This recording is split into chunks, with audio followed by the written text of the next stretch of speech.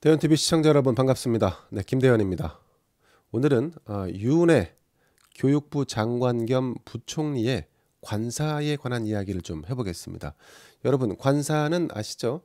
네, 이 고위 관리들이 자신의 일을 잘 할 수 있도록 자택 대신 사용할 수 있는 이 청사 인근의 사택 혹은 뭐 관저, 별도의 이 숙식을 할 수 있는 공간을 마련을 하는데, 이건 보통 이제 관사라고 표현을 합니다. 자, 만약에 교육부총리에게 이런 관사가 있다면 이 관사는 당연히 부총리가 사용을 해야겠죠. 네, 이건 다 뭐 국민 세금으로 하는 거니까 말입니다. 자, 그런데 세종시에 있는 이 교육부총리 관사는 다른 사람이 사용해 왔다는 사실이 이번 국정감사에서 국민의힘 곽상도 의원에 의해 밝혀졌습니다. 2008년 10월 취임한 유은혜 장관은 한 달 뒤쯤부터 세종시 인근의 143제곱미터, 한 43평형쯤 되는 아파트를 관사로 두어왔습니다. 하지만 유 장관은 유 부총리는 대부분 일산에 있는 자신의 자택에 머물러 왔고, 그 대신 A 연구사가 지난해 1월부터 이달 초까지 약 1년 9개월간 이곳에 머물렀다고 합니다. A 연구사, 광주 선운중학교에 근무를 하고 있던 김태은 교사인데, 왜 이 일반 교사가, 평교사가 교육부총리의 관사를 사용하게 됐을까요? 물론 지금 이 김태은 교사는 현재 관사에서 이사를 나간 상황입니다. 자, 이곳에 살지 않고 있다는 얘기죠. 자, 김태현 교사는 지난해 1월 교육부 정책보좌관실로 파견을 나와 있습니다. 네, 이 사람이 담당하는 것은 학교 공간 혁신 관련 업무입니다. 자, 국가 세금, 나라 돈으로 장관이자 교육부총리가 열심히 일하라고 마련해둔 관사, 이것을 다른 사람이 사용하는 것은 원칙에 맞지 않습니다. 또 상식에 부합하지도 않는 처사입니다. 자, 그런데 이 관사를 사용한 사람, 김태은 교사는 도대체 누구일까요? 누구길래 감히 교육부총리의 관사까지 사용하면서 이렇게 교육부 관련된 업무를 했을까요? 유은혜 부총리는 왜 이 사람을 기용했던 걸까요? 자, 여러분, 그래서 한번 찾아봤습니다. 우선 좀 전에 설명드린 대로 광주 선운중학교의 교사 김태은이라는 사람인데요. 이 선운중학교에 있을 때 보직은 혁신부장이었습니다. 혁신부장. 자, 그러면 이 공간혁신이라는 건 무엇을 말하는 걸까요? 자, 여러분, 우리 일반 학교에 가면 우리 자녀들, 초등학교, 중학교, 고등학생 자녀들 학교에서 어떻게 지내죠? 학교에 등교를 하면 이른 아침 자신의 책상이 놓여 있는 곳으로 가서 0교시 혹은 1교시부터 학교가 끝날 때까지 계속 자기 책상에 앉아서 공부를 주로 합니다. 특히나 이 진학을 앞두고 있는 중3 그리고 고2, 고3의 경우에는 뭐 학교가 거의 생지옥과도 같다, 이런 얘기를 할 정도로 이 공부만 하는 공간으로 이렇게 구성이 되어 있습니다. 똑같은 교실, 또 똑같은 책상, 또 똑같은 칠판.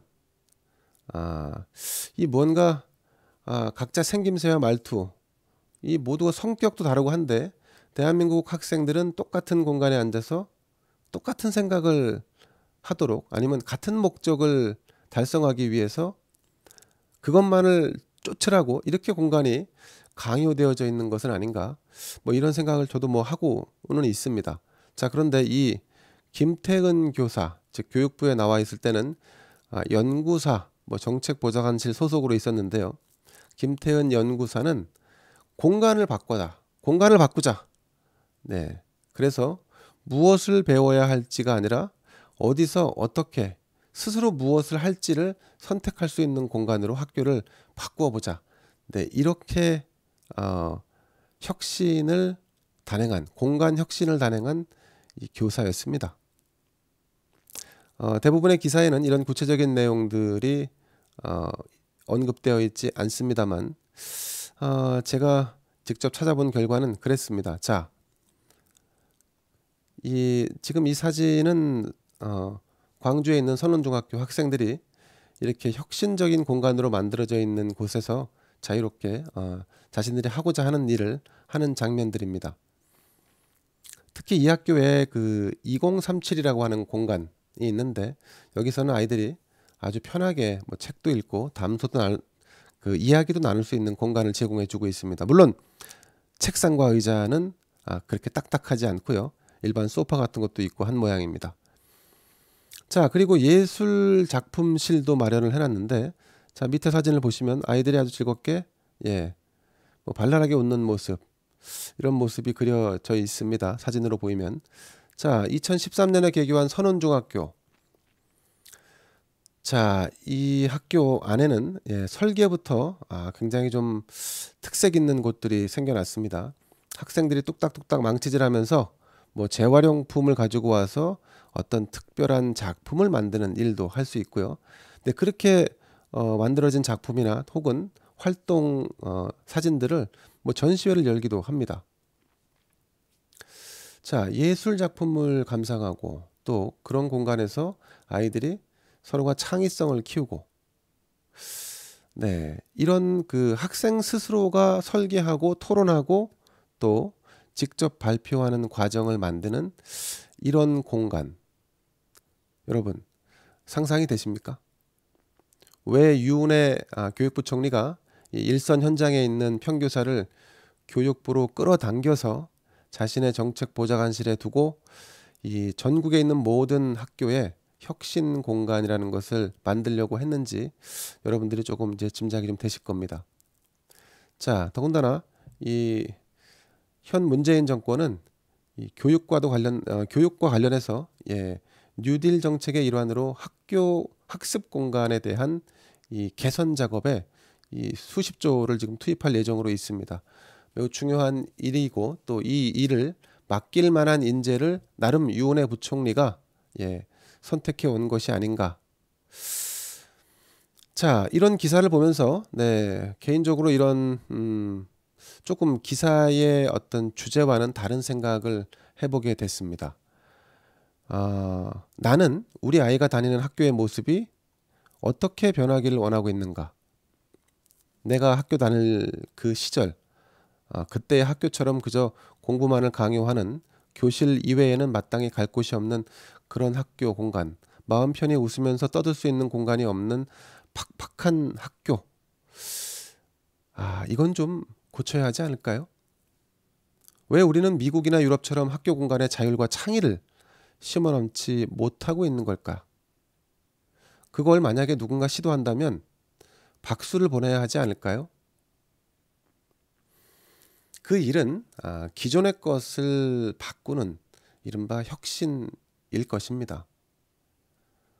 그 혁신이라는 것은 현실의 높은 벽, 기존의 관행을 넘는 그런 쉽지 않은 일입니다. 누구나 그게 어려운 일일 것이다라는 것을 뭐 느낄 수 있는 부분입니다. 자, 그런 사람을 교육부로 끌어올려서 전국 학교에 혁신 공간을 마련하는 계획을 장관 교육부총리가 생각했다면 이 교육부총리의 이념 성향이나 소속 정당을 떠나서 이 새로운 시도, 이 선택에 개인적으로 박수를 보내고 싶습니다. 유은혜 부총리가 자신의 관사까지 내어주면서 김태현 교사를 영입해서 이 혁신을 시도하려고 했다. 자, 그런데 보수 정당과 보수 언론의 보도는 어땠을까요? 조금 전에 보신 바와 같이 장관 살라고 내준 43평 관사, 여기에 장관, 부총리는 살지 않았다. 자, 이렇게 이제 기사가 달렸습니다. 자, 이렇게 되면 유은혜 부총리가 공사 분간을 잘 못한다는 느낌은 확실하게 심어줄 수 있습니다. 하지만 왜 유은혜 부총리는 자신이 아니라 이 6급 연구사, 그러니까 이제 일반의 평교사, 이런 사람을 영입해서 그 사람을 자신의 관사에 거주하게 했을까? 자, 평교사가 세종시로 영입이 돼서 올라가게 되면 교육부의 본부에 들어가서 일을 하게 되면 일단 본인이 쉽게 승낙을 하지 않을 것 같습니다. 제 생각에도. 그리고 자신이 살고 있는 거주처를 떠나야 되기 때문에 여러 가지 이주 비용과 거주 비용 이런 것들이 또 고민을 하게 만들 것입니다. 그런 고민을 제거해주기 위한 방편으로 유은혜 부총리가 이런 시도를 하지 않았나 하는 생각을 해봅니다. 다만 이제 비판받아 마땅한 대목은 현 정부의 고위공직자들은 국민 세금을 국민의 녹을 받아먹는 처지에 있으면서 마치 이것을 자신 개인의 사재인 양 사용하는 이를테면 도덕 불감증이 심각한 수준이라는 점, 이 점은 지적하지 않을 수 없습니다. 자, 여러분, 일반 기업, 사기업이라면 사장 혹은 회장이 자신의 집을 내어주면서까지 유능한 기술자, 유능한 경영인을 데리고 와서 기업의 혁신 그리고 변화를 꾀할 수 있습니다. 그게 기업이 발전 또 생존하는 길일 테니까요. 그러나 공직자라 하면 아무리 필요한 것이 있더라도 아무리 중요한 사안일지라도 법과 원칙을 따라야 합니다. 국민의 동의나 공감을 얻지 못하는 일을 해서는 안 됩니다. 왜? 이 나라의 주인은 국민이고 공직자들은 심부름꾼일 뿐입니다. 그걸 잊고 권력에 도취해서 경거망동을 한다거나 아니면 국민 정서에 반하는 일을 한다면 그것은 공직자로서의 기본 자질에 심각한 문제가 있음을 보여준다고 할 수 있겠습니다. 자, 다만 여러분 유은혜가 왜 자신의 관사를 내어줬는지 지금 우리 대한민국의 우리의 아이들이 다니는 학교는 유은혜가 시도하려고 했던 유은혜가 영입한 사람이 하고자 했던 이 공간의 혁신 학교라는 공간을 혁신해서 학생들이 학교가 지옥이 아니라 공부하는 생지옥이 아니라 가고 싶은 공간 나의 창의성을 개발할 수 있는 공간, 나의 미래를 설계할 수 있는 공간으로 만들게 된다면 그거는 매우 의미 있는 일입니다. 자, 그래서 제가 오늘 이렇게 이 유은혜 교육부총리의 관사 얘기를 말씀드리는 거는 자, 기본적으로 공직자로서 법과 원칙에 부합하지 않는 일을 했다. 이 부분은 지탄을 받아 마땅하지만 하지만 그 관사에 들어와서 살았던 그 사람, 그 평교사 김태은 교사가 하고자 했던 전국 학교의 혁신 공간을 만드는 일, 이 일은 우리가 별도로 평가할 필요가 있다. 그래서 제가 보수 정당에 있는 국회의원 혹은 보수 정당에 있는 보수 언론들도 이 권력을 쥐고 있는 사람들을 비판하는 것도 중요하지만 하지만 유은혜가 공사 구분을 못한다는 이 비판 여기서 한 발 더 나아가면 그러면 우리의 교육을 혁신하기 위해서 우리가 어떤 시도를 해야 되는지에 대한 그 어떤 실마리, 그 시도들 그런 것들이 자칫 이 이념적 성향에 의해서 그 좌초되는 일은 없어야겠다. 네, 이런 생각에서 오늘 유은혜의 관사, 그 관사를 대신 이용했던 평교사의 이야기를 한번 다뤄봤습니다. 여러분 어떠셨습니까?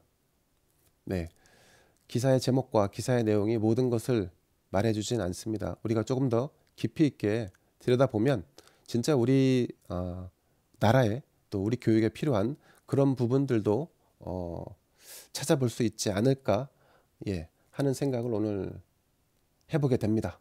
자, 여러분 오늘 준비한 소식 여기까지입니다. 김대현의 CCBB 마치겠습니다. 감사합니다.